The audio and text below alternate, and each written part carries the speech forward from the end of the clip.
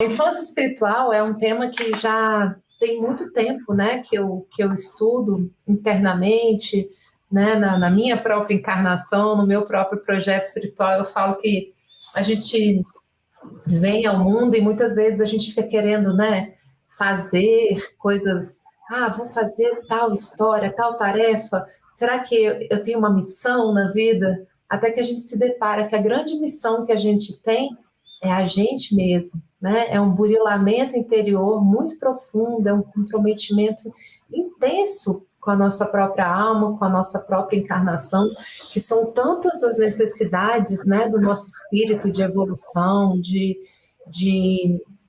auto-perdão, né, de se compreender, de entender os seus próprios processos e, naturalmente, tudo que a gente cumpre na nossa família, com os nossos familiares e depois também na vida profissional, né, inclusive aqui conversando com vocês. Mas eu penso que, como Allan Kardec em vários momentos se refere, né, que os grandes desafios que a gente tem estão no aqui e no agora para o nosso burilamento interior. E ao longo do caminho eu sempre tive um olhar muito intenso para essas reações infantilizadas do meu ser, do meu ego, porque eu me via, por um lado, me deparando com o evangelho, me deparando com o estudo da codificação, com as aulas no ESD, com as aulas no ESME, e ao mesmo tempo também com a questão da mediunidade, uma hipersensibilidade ali em conjunto, né? E eu ficava pensando que porções desconhecidas são essas dentro de mim, que mesmo diante de toda a minha força, mesmo diante de toda a minha oração, meu empenho, meu estudo, meu evangelho no lar consolidado há anos, tem horas que vem e emerge. O que é isso, né? E eu nunca quis, assim, fugir disso ou deixar isso de lado. Eu não conseguia ignorar o elefante na cristaleira, entendeu? E acho que a gente muitas vezes tenta fugir. Eu até tentei um pouquinho, mas com muito pouco sucesso, porque me causava uma dor muito grande ver que, apesar de todo aquele empenho, aquela frase, né, do apóstolo Paulo, né, o mal que eu não quero fazer, esse eu faço. Então eu pensava, de onde vem isso, né? Que vem essa força e que vence toda e qualquer boa disposição, toda e qualquer disciplina. E aí eu comecei a perceber que tinha muito a ver com essas dores dessa infância ferida, só que ela não se circunscreve a essa vida. A experiência que eu vivi com mãe, pai, irmãos, que obviamente, como Allan Kardec nos alerta, tem muito disso. Eu acho que tudo que vem lá de trás se expressa também nessa lâmina existencial desse momento.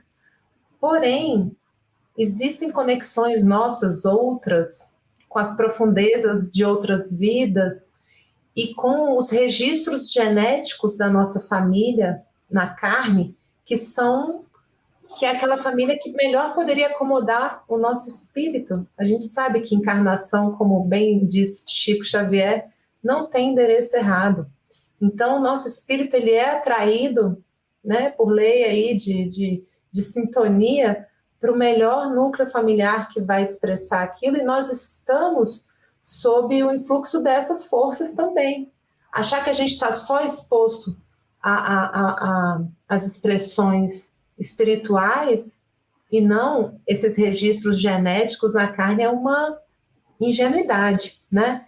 Então, eu comecei a fazer esse estudo interior, sempre amparada pelo Evangelho, sempre amparada, né, por Allan Kardec, estudando também Paulo, entendendo o que era isso. Eu falei, não, eu preciso olhar com mais amor para essa criança, porque não vai dar para ser na base da força, não vai dar para ser na base da imposição, da exigência, do chicote, do tipo, cresce, né? E aí eu falei, bom, eu vou ter que encontrar algum caminho de auto-amor para lidar com esses conteúdos. E fui desenvolvendo esse trabalho do abraço à sombra, de abraçar esses conteúdos para que eu pudesse, então, no movimento seguinte, né, convidar essa criança ferida, já nutrida, cuidada e mais calma, a dar os passos seguintes, né, nas atitudes renovadas. Porque eu acredito que a cura nossa, da nossa criança ferida, vem quando a gente consegue ter uma atitude renovada diante da dor da criança ferida. Vou passar a palavra, Daniela, para as suas duas fãs aqui, a Miriam e a Thelma. Gente, foi muito bom você estar aqui. E eu achei interessante a sua colocação, porque essa questão da criança ferida, a gente tem que conhecer, né? Conhecer essas dificuldades, conhecer essa criança birrenta, essa criança egoísta, essa criança orgulhosa, essa criança que vem com uma série de situações mal resolvidas, e aí é aquela coisa, é abraçar, acolher e trabalhar, né? É um processo de autoconhecimento e que a gente vai devagarinho fazendo todo esse acolhimento e essa autoeducação, né? Sim, sim. E para nós que somos espíritas e que temos um perfil de muita seriedade, né? Eu acho que o espírita ele tem essa coisa de ser muito certinho, de ter um compromisso, de ter um engajamento, de ter um cuidado, um rigor, né? É natural do espírita ter muito esse foco e essa busca. Em alguns momentos eu me via me deparando com muita culpa, com muita sensação de inadequação. Eu lembro que nos meus primeiros 2 anos de contato intenso com o espiritismo, aquele mergulho profundo nos estudos, eu só pensava, gente, eu nunca vou conseguir fazer isso tudo que está aqui, mas o importante é me esforçar e seguir um passo por vez. Então eu precisei flexibilizar a minha autoexigência, a minha autocobrança, a culpa imensa, a sensação de inadequação. Não é toda personalidade que tem essa construção, né? A minha tinha essa construção de muita rigidez, de muita necessidade de fazer logo certo, evoluir logo, e pressa de evoluir, né? E eu fui percebendo que isso, ao invés de me ajudar a evoluir, estava atrapalhando, estava me fazendo mal, e eu estava ignorando essa parte do meu ser tão dolorida. E aí veio o passo seguinte, que foi mais lindo ainda, que foi ter essa humildade de olhar para o que tem para hoje, parar de ficar fantasiando que eu já estava pronta, acabada, né, nível nosso lar, e botar o pé no chão, que é o sentido da humildade que vem de humus, terra e o de pés, botar os pés no chão da minha realidade psíquica, olhar aquilo que tem para hoje, e com esse pé no chão fica muito mais fácil a gente dar o primeiro passo, meninas. Você vai um passo por vez, vai caminhando e você volta para a realidade. Né? Nada como a gente descansar na realidade daquilo que tem para hoje e conseguir trabalhar esses conteúdos. E eu quis viver isso, inclusive com muito contato com a obra de Hamed, junto com o estudo aprofundado da codificação dos evangelhos e também da série histórica de Emmanuel, que aquilo ali, né, é uma bênção, e todos os estudos do ESG, do ESME, eu sempre fui muito fundo também nos estudos de Hamed, vez após vez, com todos os livros dele, eu realmente encontrei um estudo muito maravilhoso ali, e ali tem essa presença muito forte do alto amor. Hamed sempre foi uma inspiração para mim, para que, né, como o Irmãs do Fo também fala, não seja um martírio íntimo, que possa ser uma construção amorosa, aos poucos.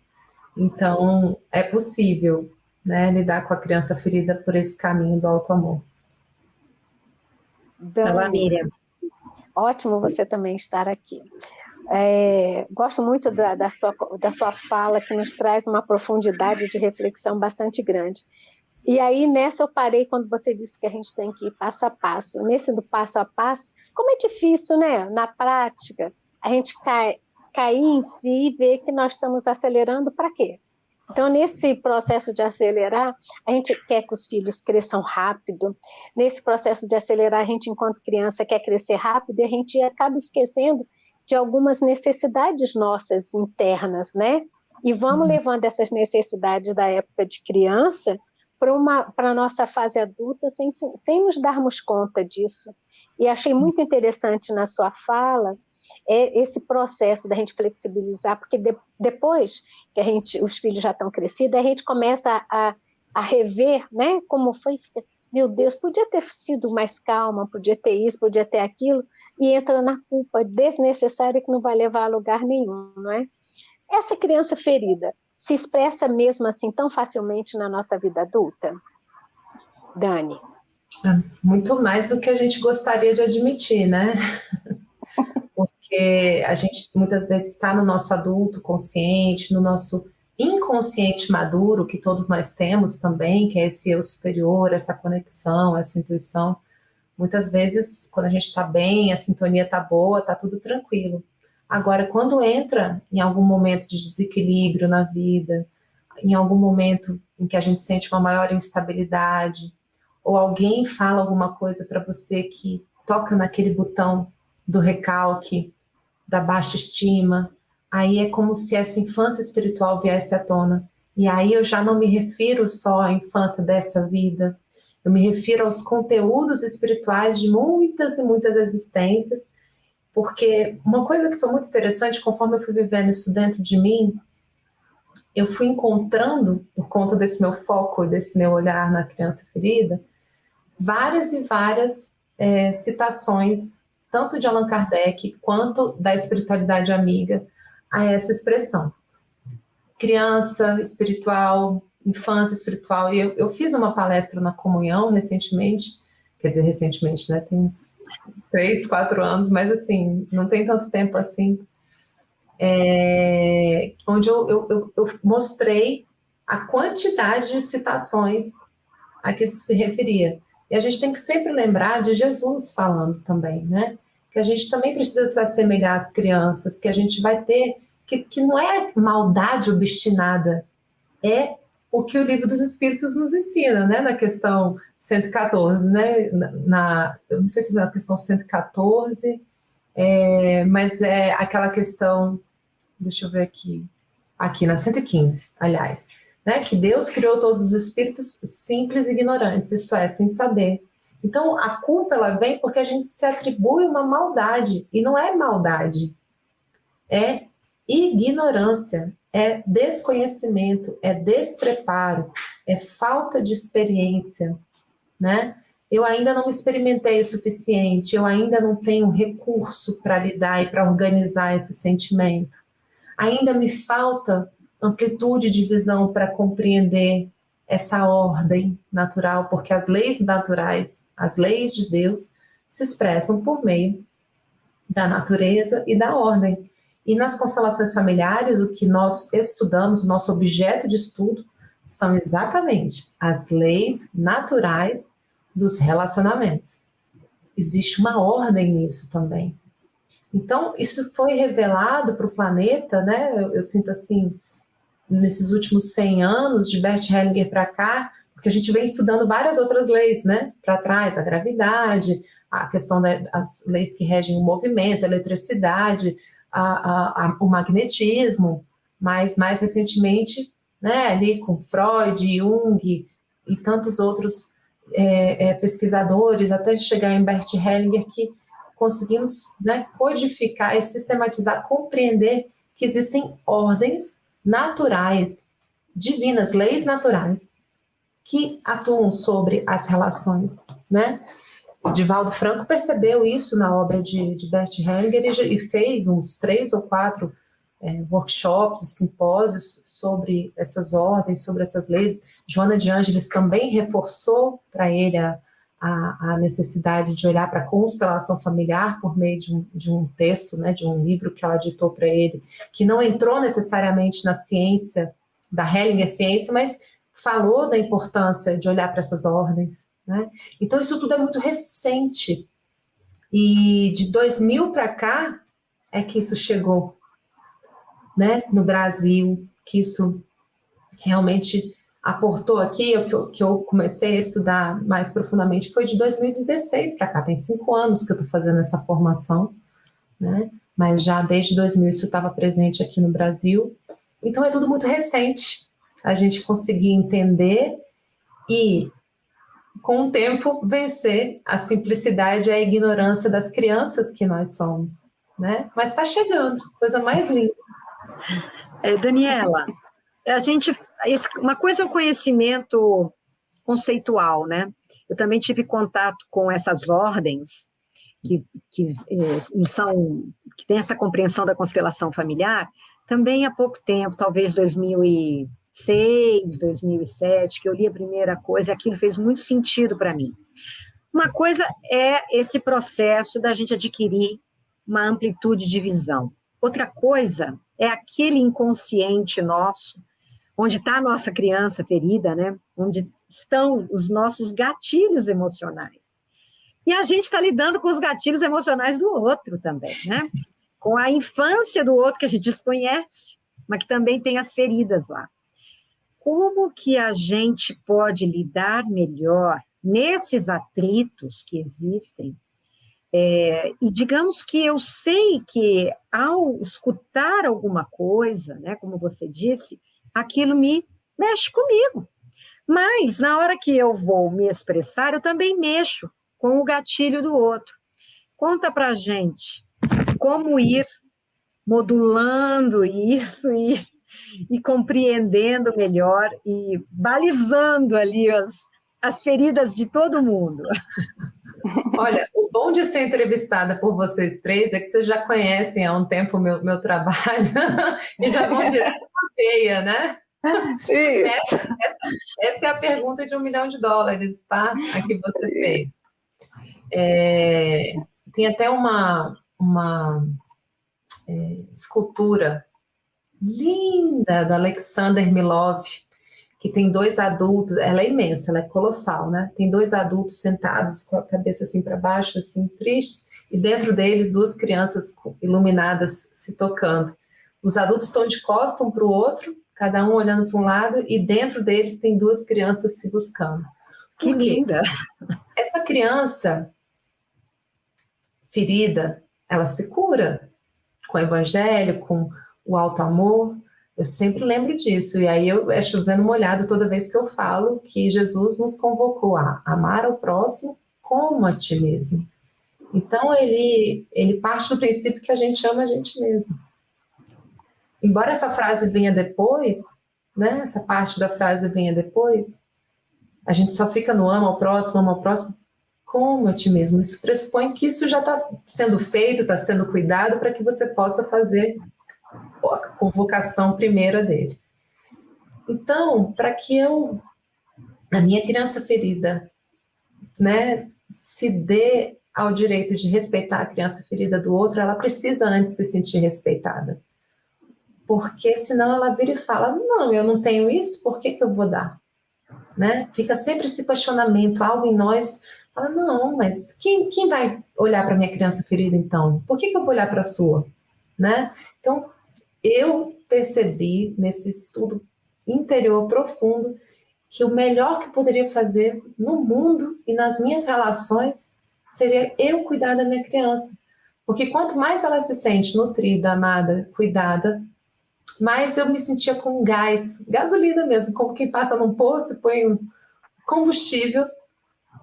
Quando eu vejo alguém manifestando a infância espiritual dele, eu ter algo a oferecer, porque eu já estou fazendo isso comigo. Aí eu penso, nossa, eu sei o que é isso, eu já estive aí, ele não está tão bem agora, eu estou um pouquinho melhor, então eu vou pegar o meu silêncio com Jesus aqui e esperar passar a tempestade, depois com calma eu falo. Agora, se eu não estou dando isso para minha criança, eu não tenho essa gasolina, não tenho esse combustível para oferecer isso para o outro.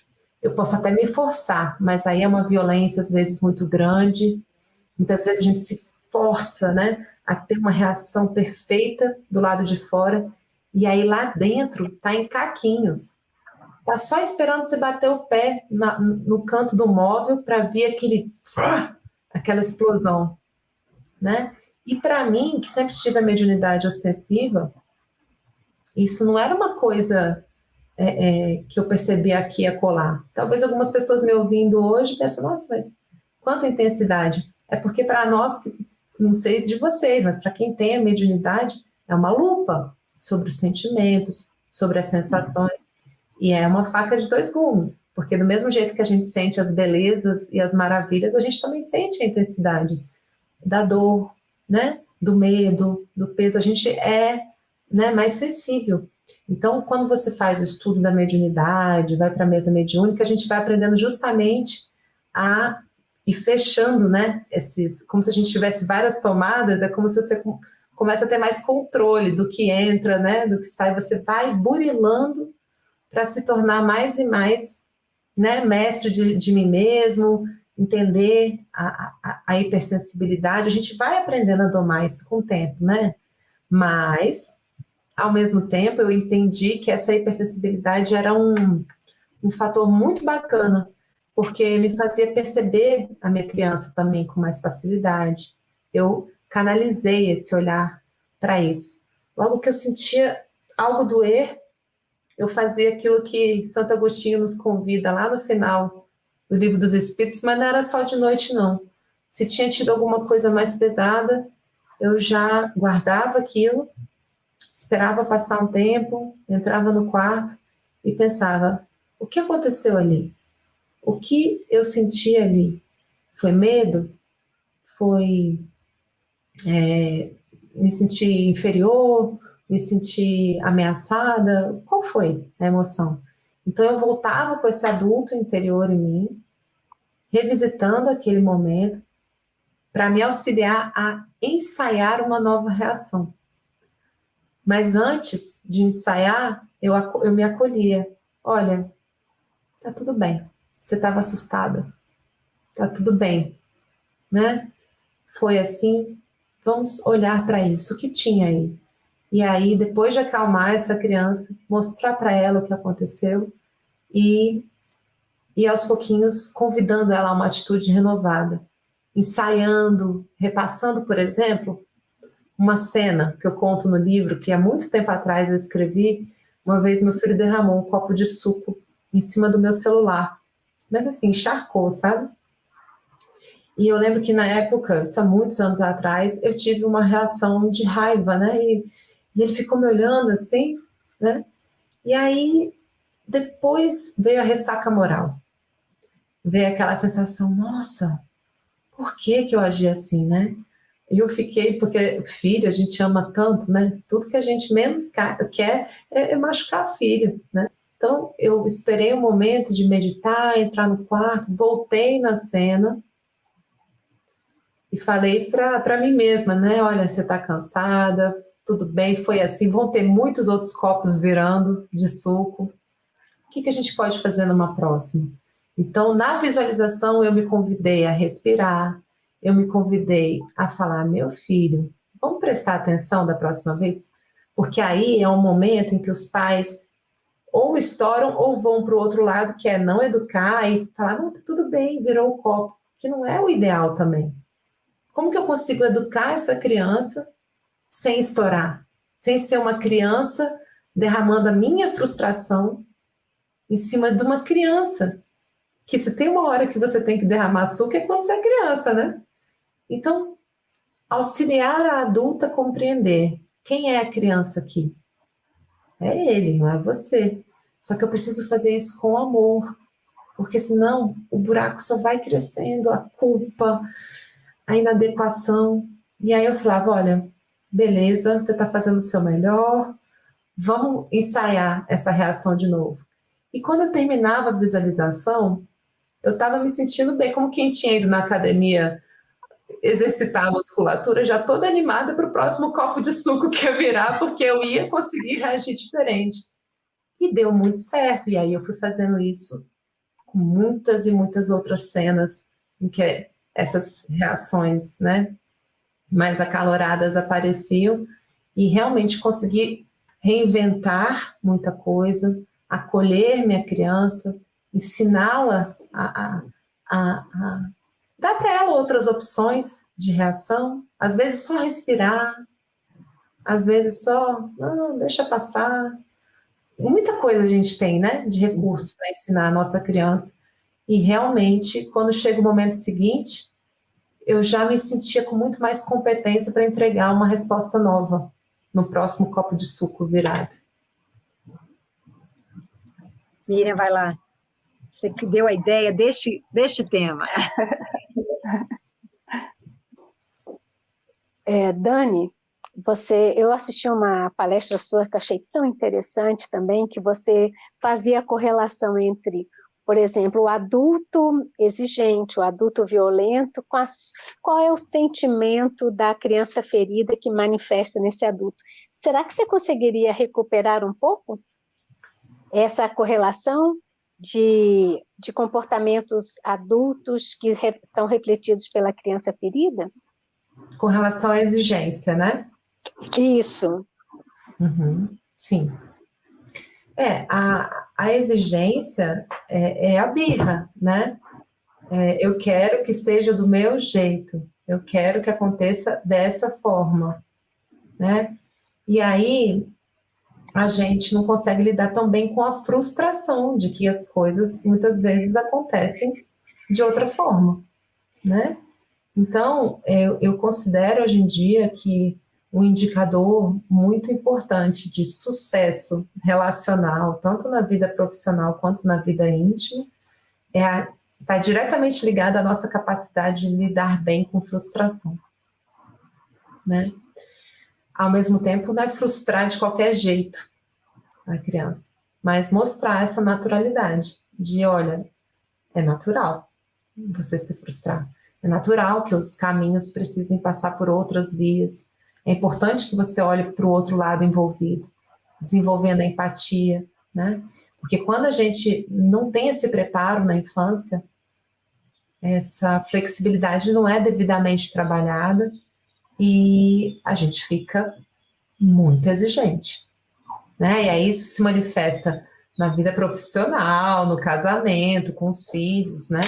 E é uma questão diretamente ligada a essa criança ferida. Então, auxiliar o nosso adulto interior também a se curar, né, por meio desse contato com esses lugares, treinando novas formas de reagir. Porque, como eu estava falando da outra vez,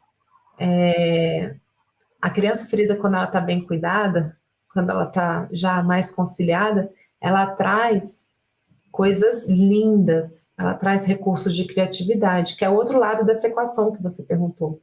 O adulto, quando ele lida bem com frustração, quando ele é maleável, quando ele é flexível, ele se torna extremamente criativo, ele vê outras opções, ele amplia o olhar.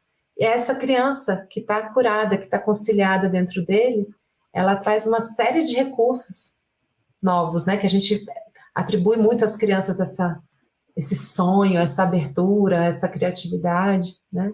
Então, assim, eu tinha uma visão um pouco limitada a respeito dessa compreensão, que eu achava que essa criança um dia ia amadurecer e que ela ia ficar mais velha e eu ia deixar de ser criança, né? Eu pensava assim, espiritualmente falando.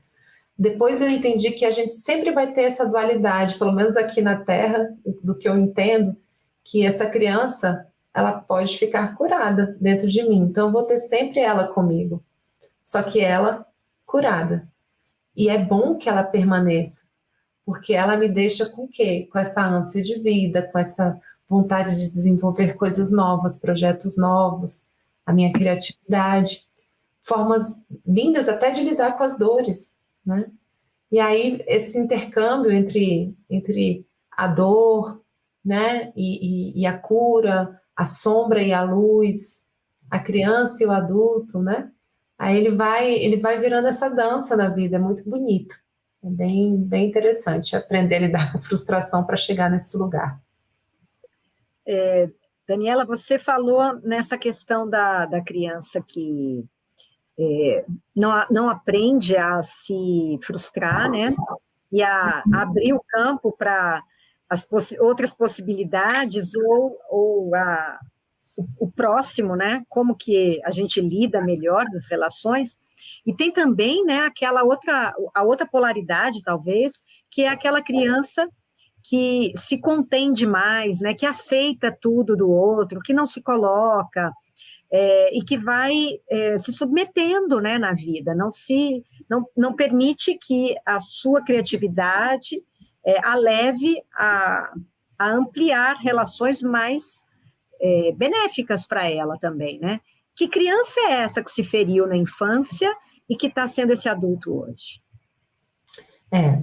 Muitas vezes é uma criança que, enfim, a gente se refere muito a isso como as crianças invisíveis, né? Que ficaram caladas, que se fecharam e que, né? Eu não quero dar trabalho para os meus pais, eu vou fazer de tudo para não incomodar, né? Assim, eu acho que algumas delas conseguem lidar bem com o tempo e cada pessoa é uma pessoa e acabam conseguindo encaixar isso bem. Mas algumas outras também guardam uma raiva reprimida, sabe? Que ela não se permite expressar isso e vir isso à tona, né? Então eu acho que vem o feedback, né, dos familiares no casamento, com os filhos, é dentro de casa, né, que essas coisas aparecem, essas frustrações aparecem. Então, essa pessoa, do mesmo jeito, talvez ela tenha um pouco mais de dificuldade de entrar em contato com essa porção, porque socialmente nós todos somos muito pouco estimulados a assumir as nossas vulnerabilidades, as nossas fragilidades. E para os homens, isso é cruel. É cruel. Se nós mulheres que já temos, né, a nossa sensibilidade aflorada, mas por um lado também éramos taxadas de histéricas, né, que vem da palavra de hístero, de útero, né, a histeria, né, que muitas pessoas depois compreenderam como essa hipersensibilidade que caminha para e passo com mediunidade, né? Mas para os homens, às vezes a desconexão é tanta que eles não podem assumir que sentem emoção, que são frágeis, porque isso é mal visto, né? Numa sociedade um pouco mais conservadora, mais antiga, né? Então, assim, eu acho que esse tipo de personalidade que você mencionou leva um pouco mais de tempo para entrar em contato com as belezas da vulnerabilidade, porque é na vulnerabilidade que a gente é verdadeiramente humano, humilde, forte, sabe? Isso é muito bonito, quando a gente consegue perceber, olha, agora eu estou me expressando assim, mas eu estou encaminhada, eu estou dando um passo por vez.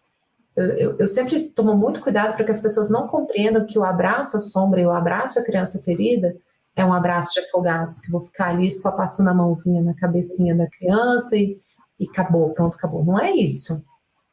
É eu acolher a minha porção que está ferida, e aí quando, né, eu ponho essa criança para respirar junto comigo, às vezes ponho num colinho, eu brinco que eu ofereço uma xicrinha de chocolate quente, né, coloco uma cobertinha em torno dela, me acalmo e me cuido, eu me sinto muito mais disposta e receptiva para entrar em contato com a boa nova, sabe?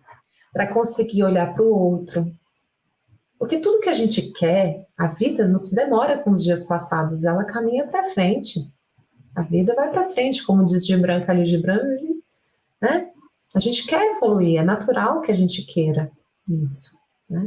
Então, assim, só que as pessoas querem pular essa etapa de entrar em contato com fragilidade, com vulnerabilidade, com medo, e fabricar uma evolução que não se sustenta. Ela não se sustenta no casamento, ela não se sustenta com os filhos, ela cobra um preço muito caro. E aí eu falei, bom, eu prefiro abrir mão dessa construção fantasiosa e entrar em contato logo com a minha humildade, meu pé no chão aqui, e caminhar sobre isso, 1 milímetro por dia que seja, mas é para frente que eu vou ir em contato com essa realidade, com esse chão. Pagando conta, né? Nas relações, e de fato, assim, é impressionante a quantidade de combustível que a gente adquire para olhar melhor para a criança ferida dos outros. Thelma? Fechando o que você falou, Daniela, acaba não se sustentando consigo mesmo. Então, você mesmo não dá conta, né? Então, com isso, se não dá conta, você não vai dar conta de conviver com ninguém, porque você não vai saber se trabalhar, né? Dói muito, custa muito caro, né? E aí a gente acaba ficando ensimesmado mesmo, né? Rígidos, inflexíveis. É difícil, é muito doloroso. Daniela, o mundo está muito cheio de dores. Basta a gente ver a quantidade de pessoas com problemas emocionais, né? Tomando antidepressivos, abusos, né? Pessoas que se submetem a muitos abusos. Isso está chegando com essa nova lei, por exemplo, do feminicídio, isso está chegando para a gente de uma forma muito concreta, né, com muita violência. Então, a gente se questiona, né, por que a gente se submete? Pessoas que se acham fortes, porque, como você mesmo falou, até um tempo atrás, mostrar vulnerabilidade, fragilidade era uma coisa impensável. Né? Eu tenho que ser racional, isso que você disse, né? A mulher era histérica, então o bom é ser racional, porque também tem um mundo machista aí, tem toda uma relação ainda de machismo, de dominância do sexo masculino. E a gente vem observando cada vez mais se falar nesse acolhimento, nessa necessidade da gente conhecer as fragilidades, que é na vulnerabilidade que eu me torno forte, assumindo, né, a minha porção ainda insegura, medrosa, carente. Carência era uma coisa que também você não podia falar, né? Ah, estou carente, Deus me livre, sai perto de mim, eu não quero você carente. E cadê a sua carência, né? Estamos todos carentes. Então, a gente está caminhando aqui para o final do programa, e eu queria que você deixasse uma mensagem para quem nos assistiu sobre como lidar com todos esses sentimentos que ainda são a nossa infância espiritual. Dizer que a humanidade, ela está meio todo mundo desse jeito, quem está se achando aí muito uau, na verdade, está de repente com uma máscara ainda, né? Uhum. E como que a gente pode, nesse acolhimento, nos tornarmos, nas nossas relações, pessoas mais flexíveis, mais amadurecidas, mais acolhedoras conosco e construirmos melhores relações. Uhum. Bom, só antes de entrar nessa finalização, eu gostaria muito de fazer um adendo a algo que você falou, né? Dentro da minha proposta comigo mesma, e também do que eu faço no meu livro, nesse curso que eu estou fazendo agora, mas eu sempre falo, não é você ir falar da sua vulnerabilidade, da sua fragilidade em público, né, de uma forma sem foco, não é por aí. Toda essa proposta do autoconhecimento, do abraço à sombra, que vem lá de Santo Agostinho, não estou inventando roda nenhuma, é simplesmente algo que eu fui aplicando com muita constância, né, e com muito carinho. É o meu universo íntimo, é um diálogo meu comigo. Até para o meu esposo, até para, talvez, né, para terapeuta a gente comenta, óbvio, porque às vezes faz parte de uma construção terapêutica. Mas, assim, quanto mais eu comigo, melhor esse processo se dá. Porque a gente, nessa dor, nessa fragilidade, às vezes a gente não busca só um ouvido, a gente busca aliados, a gente se entrega para aquelas zonas estéreis da lamentação que não contribuem. Então, eu entendi que esse abraço à sombra e esse diálogo interior precisava se dar de uma forma muito íntima, eu comigo. Então, esse é um adendo bem importante para essa conversa. Tá? E, para fechar, assim, só um parênteses, outro do parênteses do parênteses. Não é que você não vai poder dizer isso para os outros. Você pode dizer, só que a gente tem que estar muito atento para não virar esse caminho de lamentação, entendeu? Eu vou compartilhar, mas a gente compartilha com propósito, a gente compartilha com humanidade, com adulto junto. Para não se tornar um vitimismo, né, Daniela? Não só razão para essa criança ficar desfiando as suas, né? Não dá.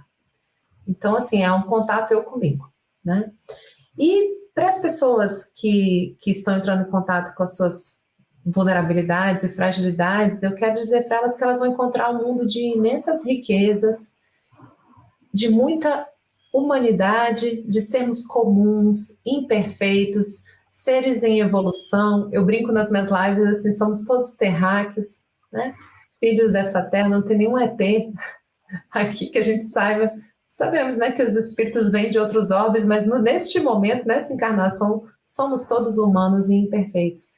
E ao invés de eu ver isso como algo depreciativo, eu encontrar com essa humildade e com esse o que tem para hoje, né, estar em contato com a minha realidade desse momento, é algo que traz muito descanso, é algo que traz muita disposição para dar o passo seguinte, para crescer, para amadurecer e para encontrar a naturalidade evolutiva. O processo é natural, é obra de milênios a alma, a gente vai caminhar para frente, quanto mais passos você puder dar para frente, dê, né? Queira evoluir, queira seguir adiante, no seu tempo, em conexão com você mesmo, vivendo em conexão com a sua verdade e com a sua realidade, né? Porque senão vira uma violência, vira uma fantasia egóica que não se sustenta no dia a dia, né? Então é lindo, é natural, é fofo, é querido, é o nosso tempo, é o nosso estágio. Já estivemos em outras épocas tão mais difíceis. A gente tem outros desafios muito difíceis hoje em dia, mas a gente está aqui fazendo uma live pelo computador, a gente voa de avião, a gente tem vacina. Antigamente essas pandemias dizimavam e pronto. A gente em um ano teve uma vacina. A gente tem que olhar para o copo cheio também, né? E nos sentirmos motivados pelo copo meio vazio, para que sejamos nós mesmos aqueles que vão preencher esse meio vazio, para que ele transborde e possa seguir para as nossas crianças, a nossa geração futura, né? Para que elas, por sua vez, com seu copo meio vazio, também possam deixar sua contribuição para gerações futuras. E nós somos herdeiros de nós mesmos. Nós que somos espíritas e que acreditamos na reencarnação, lá na frente essas crianças seremos nós, né? Então, estar em contato com essa naturalidade, com essa construção, é algo muito poético, muito belo, muito bonito e muito feliz. Pode ser leve, pode ser doce, pode ser com muito alto amor.